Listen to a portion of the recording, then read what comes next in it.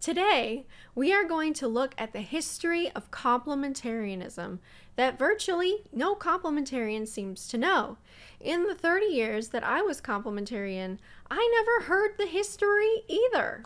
In my most popular short, I mean my most hated short, with over 500 dislikes, I make the claim that complementarianism was created in 1988. I've had what seems like hundreds of people in the comments section seeking to correct and educate me, saying that complementarianism is actually the traditional historical view of the church, taught by the early church fathers and reformers, but that it only got a name in recent history because of the women's liberation movement of the 1960s, where feminism was taking hold.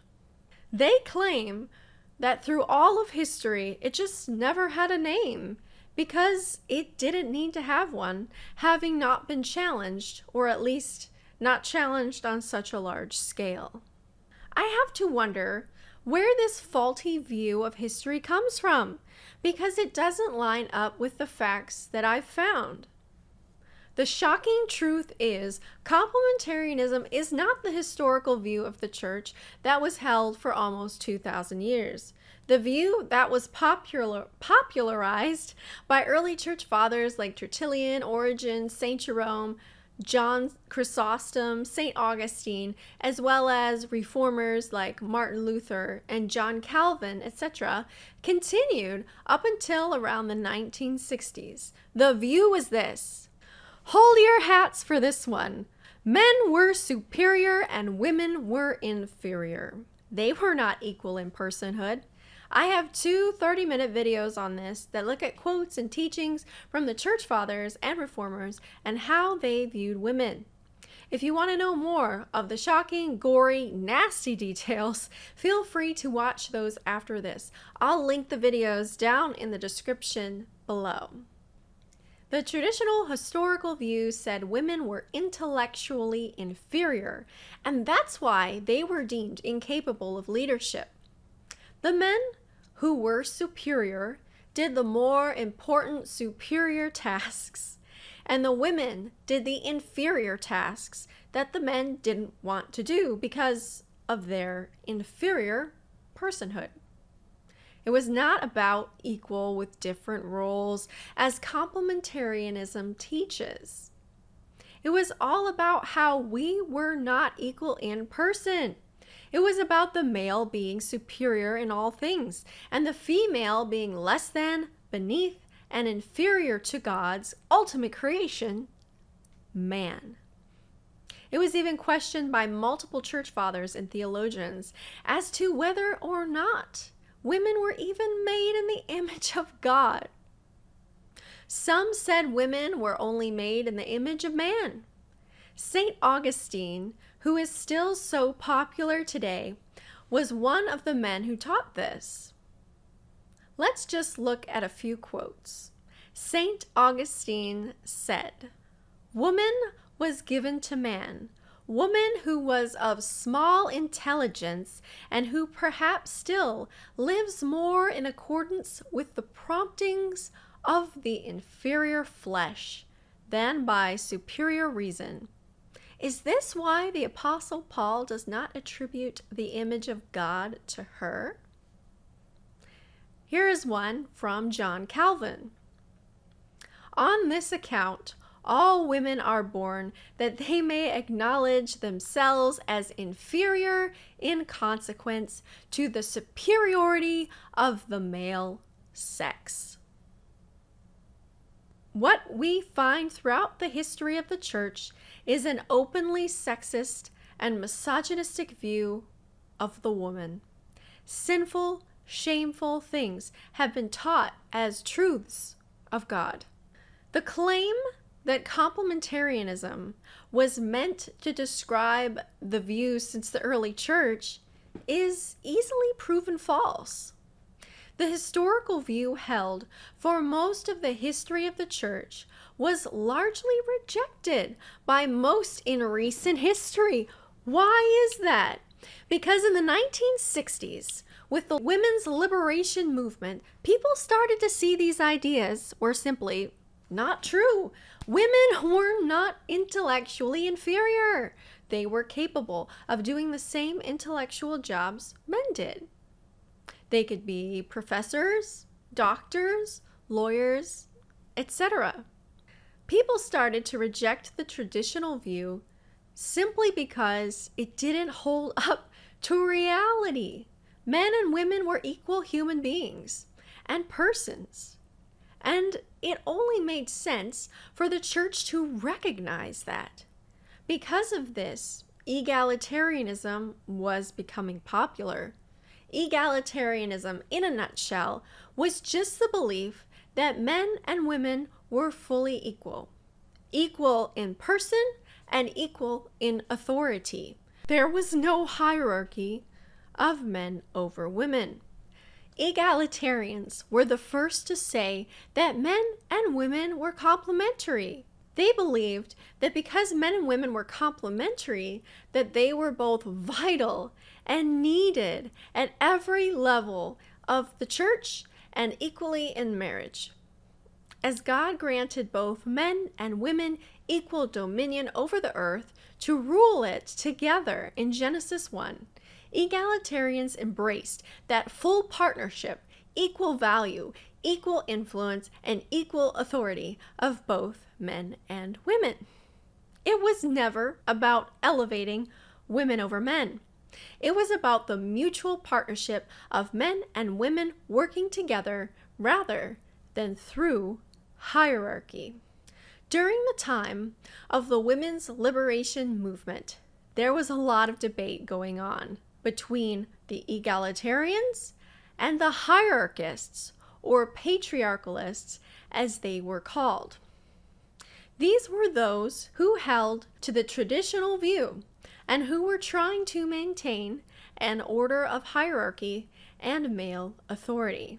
What is crazy is that even during and after the 1960s, there were still pastors and churches trying to teach the traditional view that men were superior and women were inferior. Keep in mind, many still wanted to teach this view about male superiority and female inferiority.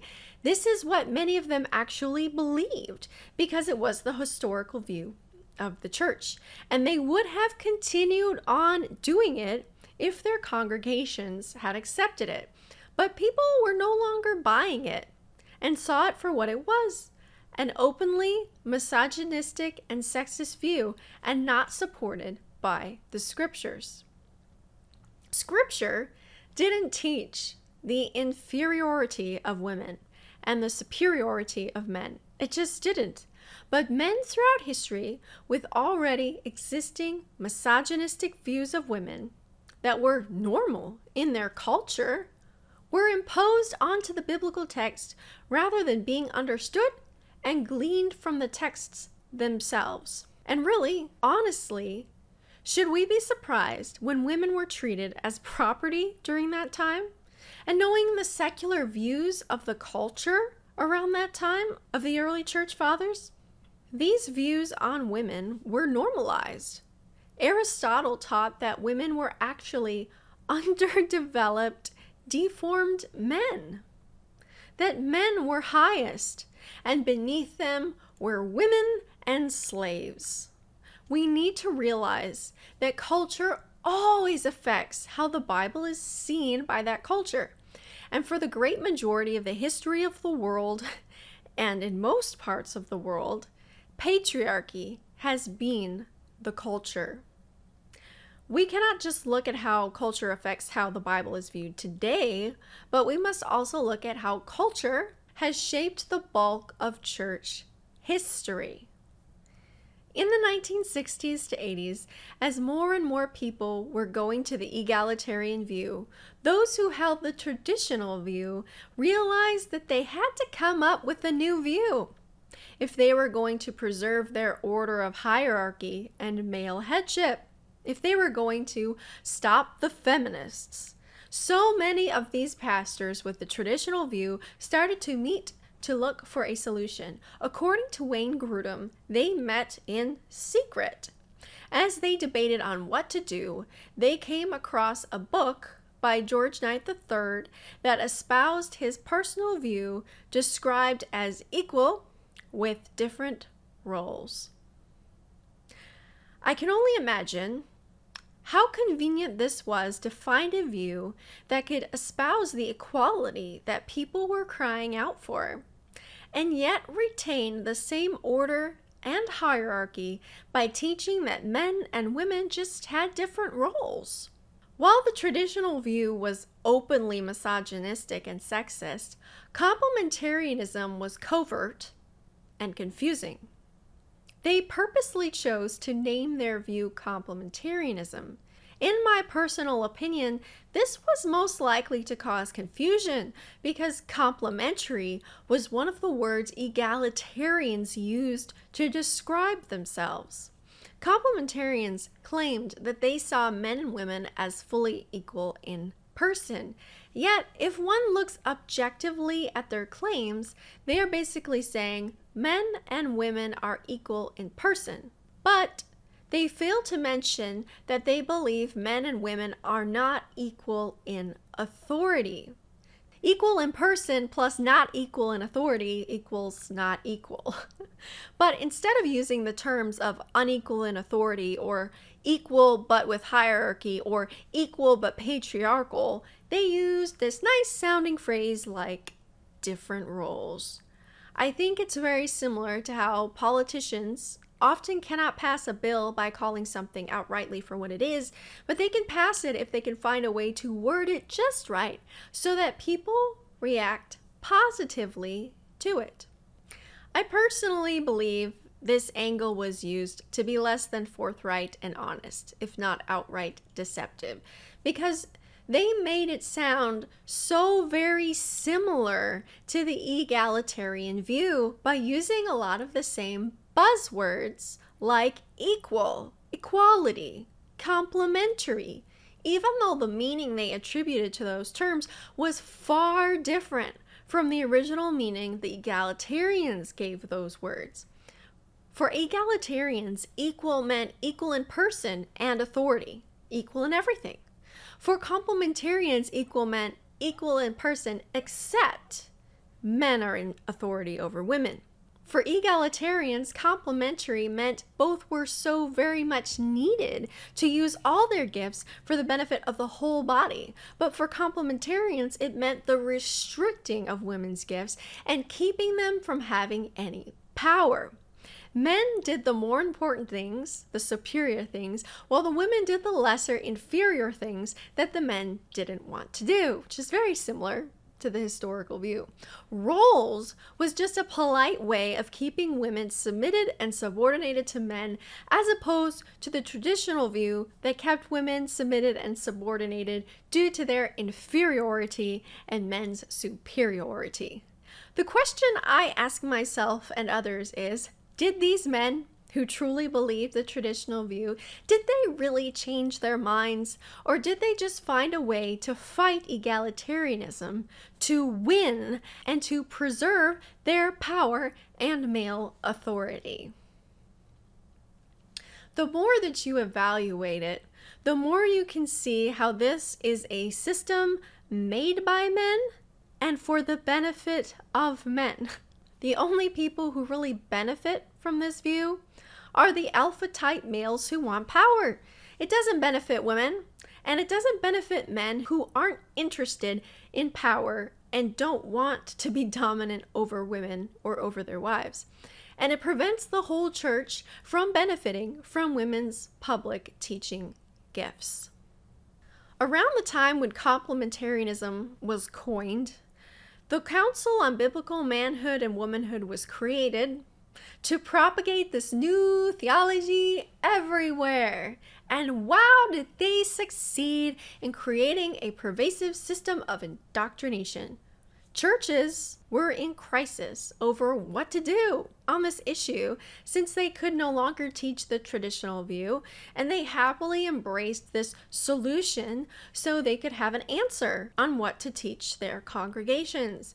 I imagine that equal with different roles sounded like a reasonable compromise to them. They could maintain order and grant women equality. If we didn't know better, it would seem like a win-win. It seems like a compromise between the two views. But really, it is a rebranding of the traditional view and not true equality. It's important to note that since the historical view held for most of history was wrong, we should question a quick solution, the brainchild of one man that was used to replace it. The healthy debate that had been going on for a time during this transition was cut short by complementarian doctrine. People really like to attack egalitarianism with the claim that it is a brand new view, but complementarianism and egalitarianism should be looked at as views emerging around the same time that the historical view was rejected and shown to be false. Complementarianism may have a similar outcome in restricting women, but its arguments are very different. It has similarities to the traditional view, but it is not the same. Complementarianism is not about equality. It is about hierarchy and power. I believe they framed it as equality to appease those who were calling for equality. But is it really equality? Equal in person plus not equal in authority is not true equality. There is still an imbalance of power that is unequal. Don't let people pull the wool over your eyes with deceptive language like roles. It's just a nice way of telling you that you get to do the inferior things because you are an inferior woman to the superior man. That's the historical view. Complementarianism is the rebranding, the deception of equal with different roles. Don't be deceived. The only roles we need when someone says that complementarianism is the historical view are eye rolls.